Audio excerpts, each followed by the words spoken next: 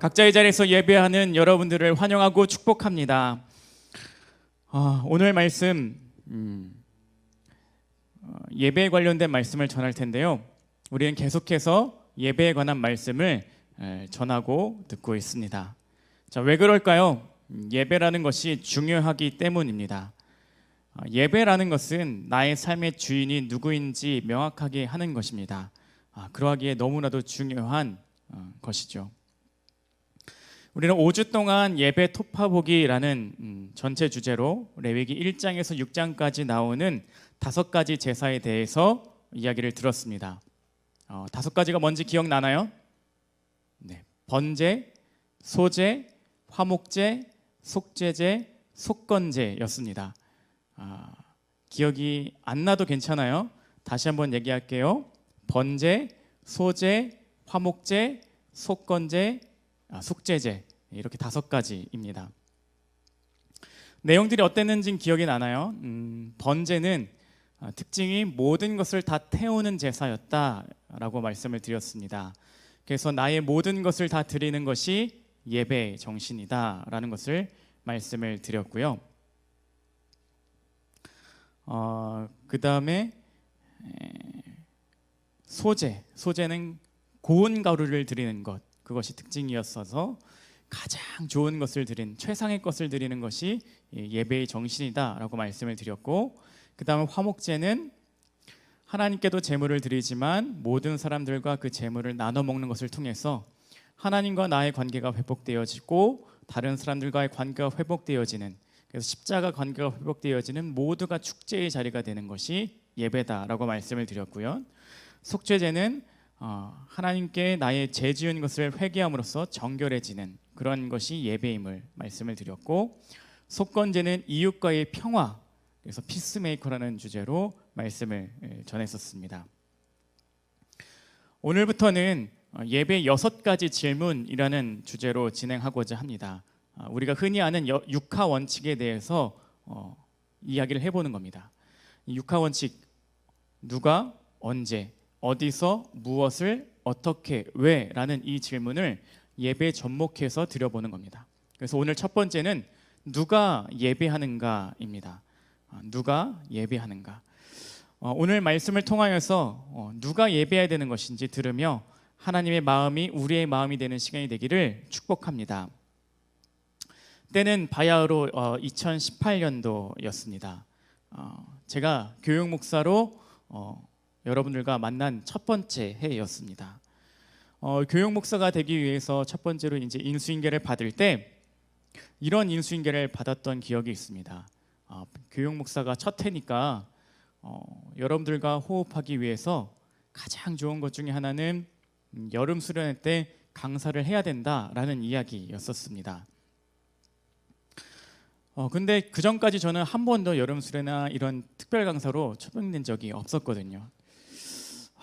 그러니까 참 많이 걱정되는 거였습니다. 말씀을 이렇게 전해본 적이 없는데 이렇게 긴 시간 동안 말씀을 전해본 적이 없는데 어떻게 해야 되나 라는 그런 두려움이 있었습니다. 그리고서 그 시간이 점점 다가와서 첫 번째 여름 수련회를 하게 되었습니다. 저 사진이 우리 첫 번째 중고등부 여름 수련회 사진, 2018년도 사진이죠. 자, 첫 번째 강사로 나가는, 생애 첫 번째 강사로 나가는 시기였습니다. 제가 떨렸을까요? 아주 떨렸을까요? 처음으로 강사 나가고 1시간 말씀 전해야 되고 이어지는 기도회까지 뭐 어떻게 해야 되지? 라는 그런 걱정과 두려움이 제 안에 있었습니다. 첫째 날 말씀을 전하고요, 둘째 날 말씀도 전하고 기도회도 하고 막 하는데 너무나도 여러분들이 말씀도 잘 듣고요, 반응도 잘하고 기도도 막 뜨겁게 하고 찬양도 열심히 하고, 그래서 아주 좋은 시간을 가졌습니다. 또 서로 기도의 시간에 서로 축복도 하고 기도도 하면서 얼마나 좋은 시간을 가졌는지 모르겠어요. 또 우리 중고등부만의 또 특별한 시간이 있죠. 집회가 다 마치고 나면 우리만 하는 그 셀러브레이션. 목사님이 첫 번째 해에 너무나도 그게 감명 깊어서 영상을 찍어놨었습니다. 한번 그 영상을 한번 볼까요?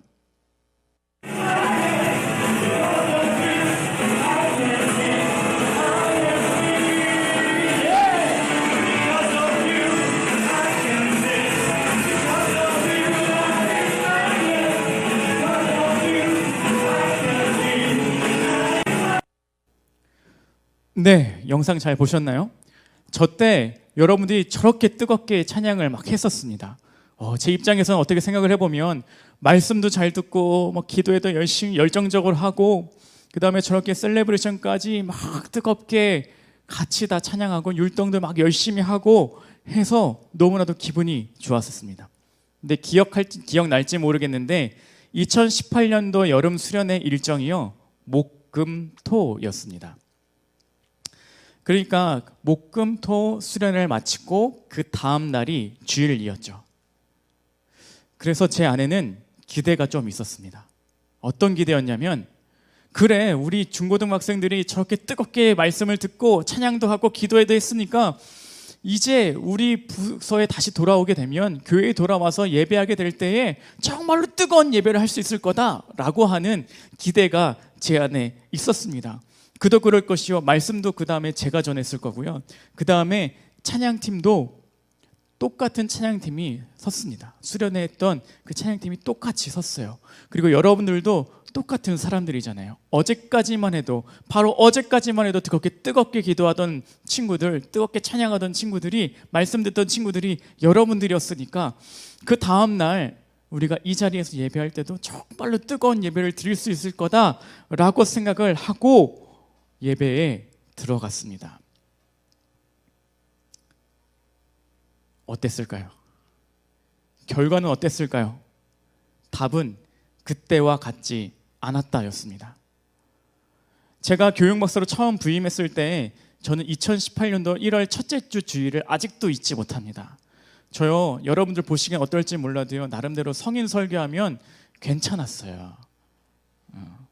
막 어르신들도요 막 웃고요, 아멘 하고요, 막 나름 설교 잘하고 했던 사람이에요. 그랬는데 첫 번째 주일, 교육 목사로 첫 번째 주일 왔는데 여러분들의 반응이 어땠냐면요, 물어봐도 여러분들은, 아무리 질문을 해도 여러분들은 대답하지 않았고요, 아무리 막 여기서 떠들어도요 여러분들은 고개를 들지 않더라고요. 무슨 짓을 해도 고개도 들지 않고 대답도 하지 않더라고요. 그래서 제가 나름대로 충격을 받았습니다.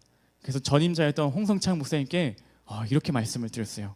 목사님, 제가 첫 번째 말씀을 전했는데 애들이 반응이 없어요. 그랬더니 홍 목사님이 저에게 이렇게 이야기를 해주셨습니다. 그거는 아직 성 목사님이 아이들하고 이제 친분이 별로 없고 익숙해지지 않아서 그런 거예요. 익숙해지면 좋아질 거예요 라고 말씀을, 저에게 위로의 말씀을 주셨습니다. 여러분, 3년째인데 도대체 언제 저한테 익숙해질 건가요? 저에게는 그때부터 물음이 하나 생겼습니다. 분명히 어제까지만 해도 그렇게 뜨겁게 찬양하던 친구들, 뜨겁게 기도하던 친구들, 그렇게 말씀을 듣던 친구들이었는데 왜 하루 만에 완전히 달라진 사람들이 되었을까? 수련회 가기 전까지는 그렇게 막 가서 뜨겁게 찬양하고 기도하던 친구들이 왜 하루 만에 그렇게 식었을까? 분명히 찬양팀도 똑같고 말씀 전하는 사람도 똑같고 여러분들 똑같은데 왜 다시 예전의 모습으로 돌아온 것일까라고 하는 질문이 저에게 있었습니다. 그러다 그 질문을 계속 던지다 보니까 답을 얻게 되었습니다. 바로 집중의 차이였습니다. 집중의 차이. 자, 단도직입적으로 한번 물어볼까요? 자, 여러분은 수련회 설교에 더 집중하십니까? 아니면 주일 예배 설교에 더 집중하십니까? 네, 왜 수련회에 집중하시죠? 생각을 해보면 수련회 설교는 1시간이 기본이에요. 그런데 중고등부 예배는 20분에서 25분 사이입니다. 그러면 벌써 그 차이가 3배 혹은 2배 정도밖에, 2배의 차이가 나는데 왜 우리는 더 집중을 수련회 말씀에 집중하게 될까? 그 차이는 우리가 얼마나 집중하느냐의 차이였습니다. 생각을 해보니까요, 우리가 평소에 주일 예배 드릴 때 얼마나 기도하며 준비했을까요? 물론 우리가 전에 토요일에 2시나 3시 이렇게 시간을 정해서 같이 기도하면서 예배들을 준비했죠. 그런데 사실 우리 중고등부 인원에 비하면 극소수의 인원들만 모여서 기도했었습니다. 그런데 수련회를 위해서는요, 많은 사람들이 와서 기도로 준비합니다. 사역자들은 물론이거니와 선생님들까지도 또 아이들까지도 같이 다 모여서 기도를 준비하게 됩니다. 분명히 기도의 내용들이 이런 거죠. 하나님, 기필코 은혜의 시간이 될 수 있도록 인도해 달라고, 기필코 기도 응답이 될 수 있도록 기도하고요. 은혜 받을 것을 작정하면서 기도하는 그 내용들의 기도가 막 쌓여지는 것이죠. 그리고서 그 말씀에 집중하게 되는 겁니다. 제가 이 말씀을 준비할 때 읽은 책 중에 이런 내용이 있습니다. 집중해서 드리는 예배는 다르다. 집중해서 드리는 예배는 다르다. 예배가 하나님과의 대화, 말씀하시는 하나님에 대한 응답이라면 더 집중했을 때 결과가 달라지는 것이다. 예배하는 사람들이 예배에 온전히 집중하지 못하면 예배의 영향력은 줄어들 수밖에 없다.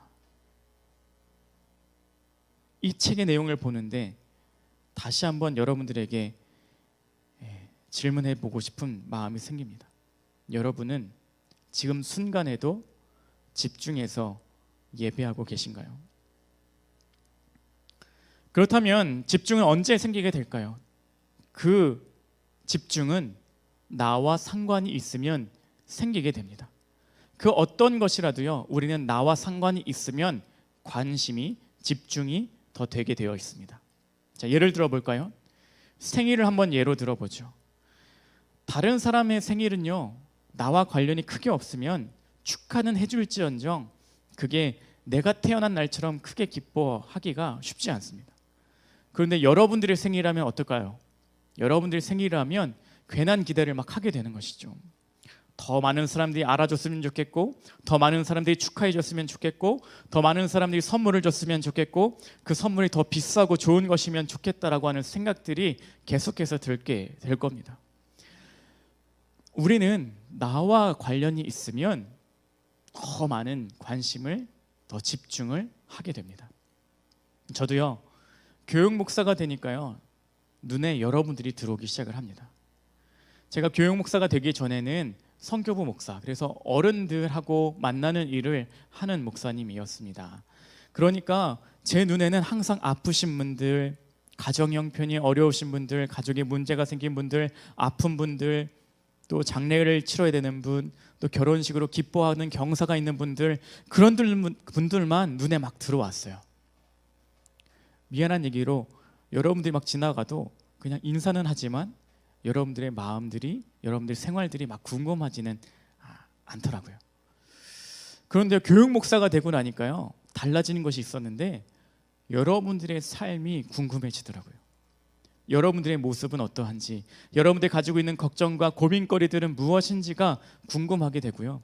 학교 옆에 있는 영서 초등학교, 영서 중학교 아이들이 지나가는 것만 봐도 괜히 웃음이 나고 하는 일들이 생기게 되더라고요. 제가 저와 관련이 있는 삶이 되다 보니까 여러분들과 비슷한 사람들, 여러분들의 모습 하나하나가 제 마음속에 집중이 되고 관심이 생기게 되었습니다. 그런 의미에서 여러분들에게 질문을 한번 던져보고 싶습니다. 우리가 지금 드리고 있는 이 예배가 나의 예배인가? 우리가 드리는 엎드린 중고등부의 예배가 나의 예배인가? 라는 질문을 던져보고 싶습니다. 내가 드리는 예배, 내가 연관되어 있는 예배인가? 아니면 나와 상관없는 예배인가? 지금 드리는 우리의 예배가 내 예배가 되기를 바랍니다. 내가 관련된 예배이기를 바랍니다. 나의 모든 것이 관련되어 있고 연관되어 있는 예배가 되기를 주님의 이름으로 축복합니다. 오늘 말씀을 읽었을 때 이 말씀을 보게 되면 하나님이 이르시되 우리의 형상을 따라 우리의 모양대로 사람을 만들었다라고 되어 있습니다. 형상이라는 말은요, 첼렘이라는 단어를 쓰는 말입니다. 이 말은요, 그늘지다라는 뜻을 가지고 있고요. 그래서 그림자라는 뜻을 가지고 있습니다. 그러니까 빛을 통해서 비춰지는 모습처럼 하나님의 모습을 비춰줬을 때 나타나는 형상이 우리의 모습이라는 것입니다. 또 모양이라고 표현했죠. 이 모양이라고 하는 말은 닮았다라는 뜻을 가지고 있습니다. 그러니까 우리의 삶 자체는, 우리의 모습 자체는 하나님의 모습을 닮은 사람, 하나님처럼 살아가고 있는 사람들의 의미를 가지고 있다라는 것입니다. 하나님 우리를 만드실 때 하나님의 형상, 모양, 곧 그림자처럼 닮게 만드셨다라는 것이죠. 그리고서 그 닮은 사람들을 만드시면서 주셨던 것이 무엇이냐면 이 땅에 충만하라, 생육하고 번성하라, 정복하라, 다스리라 라고 말씀을 하셨습니다. 이 다스리다 라고 했을 때 이 말씀의 뜻이 권한을 위임해 준다라는 뜻을 가지고 있습니다. 그러니까 하나님께서 이 말씀을 통하여서 주셨던 의미는 무엇이냐면 너는 나를 닮은 존재니까 나처럼 생각하고 나처럼 행동하기를 원한다라고 하는 뜻을 가지고 있는 것입니다. 내가 너에게 다스릴 수 있는 능력을 줄 테니 나처럼 행동하고 나처럼 생각해서 움직이며 살라는 것이었습니다. 하나님께서 이 세상을 우리에게 맡기시면서 하나님의 삶의 방식대로 살아갈 것을, 하나님이 가르쳐 주시는 말씀대로 살아갈 것을 원하고 계셨음을 알려주는 말씀이라는 것이죠. 그렇다면 하나님께서 권한을 하시면서 하나님께서 가지셨던 마음은 무엇이냐면 같은 마음을 품기를 원하셨다라는 겁니다. 하나님께서 우리를 만드시고 이 땅에 권한을 위임하셔서 보내셨을 때 하나님이 가지셨던 마음은 내 마음처럼 이 세상을 살아가는 너의 존재가 되기를 바란다라는 것이었습니다. 다른 삶이 아니라 하나님의 마음과 같은 삶으로 살아가기를 원하셨다라는 것입니다. 우리 죄라고 했을 때 이 죄라는 단어를 하마르티아라는 단어를 쓰거든요. 이 하마르티아라는 단어의 뜻은요, 관역에서 오조준 됐을 때의 뜻을 가지고 있습니다. 그러니까 하나님의 궤도에서 벗어난 것, 그것이 하마르티아, 죄입니다. 그러니까 하나님과 같은 마음을 품지 못하고 다른 마음을 품고 살아가는 게 죄라는 뜻을 가지고 있죠. 그렇다면 하나님의 뜻은 무엇일까? 요한복음 3장 16절, 여러분들이 잘 아시는 말씀이죠. 그 말씀은 어떻게 쓰여 있습니까? 하나님이 세상을 이처럼 사랑하사 독생자를 주셨으니 이는 그를 믿는 자마다 멸망하지 않고 영생을 얻게 하려 하심이라. 하나님이 이 세상을 너무나도 사랑하셨으니 사랑하는 그 마음을 가지고 네가 살아가기를 바란다라는 뜻을 주셨다라는 것입니다. 하나님은 이 세상을 사랑하는 마음으로 주셨으니까 너도 그 마음을 가지고 이 세상을 살아가라 라고 하는 마음을 주셨다는 것입니다. 오늘날 사회를 바라보니 혼란스럽지 않아요? 사회로부터 우리가 너무나도 많은 질타를 받으며 살아가고 있습니다. 교회가 너무 많은 질타를 받고요, 그리스도인들이 너무나 많은 질타를 받고 있는 시대를 살아가고 있습니다. 어떻게 그런 질타를 받으면서 살아가는 시대를 살아가게 되었을까? 한편으로 우리가 하나님과 같은 마음이 아니라 다른 마음을 품고 살아가기 때문은 아닐까요?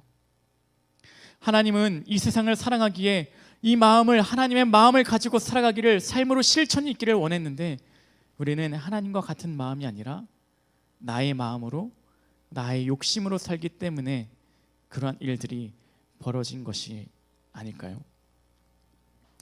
하나님은 예배를 통하여서 우리에게 원하시는 것이 있다면 나와 같은 마음을 품기를 원하신다라는 것입니다.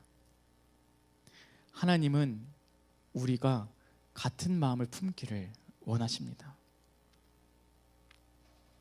너는 나를 닮았으니까, 너는 나와 유사한 사람이니까 내 마음과 같이 살아가기를 원하고 계신다라는 것입니다.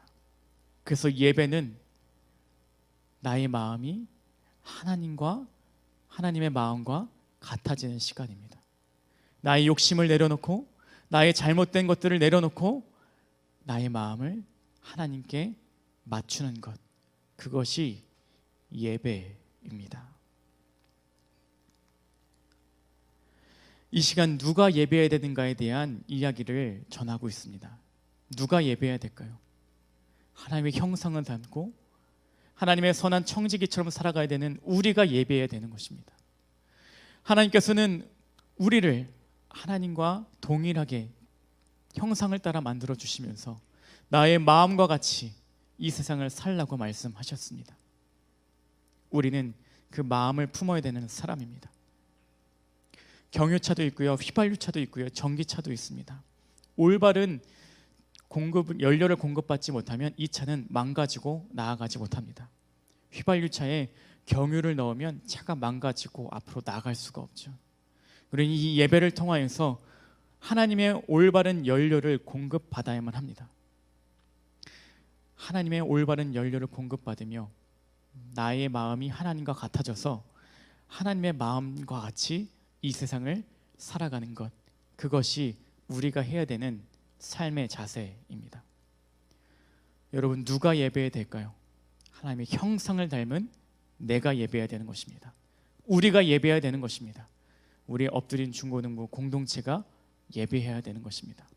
오늘 우리의 삶에 하나님과 같아지는 마음이 있기를 바랍니다. 라디오 주파수도요, 똑같은 주파수를 맞추지 못하면 청취할 수가 없습니다. 오늘 하나님의 마음에 주파수를 맞추는 우리의 삶이 되기를 주님의 이름으로 축복합니다.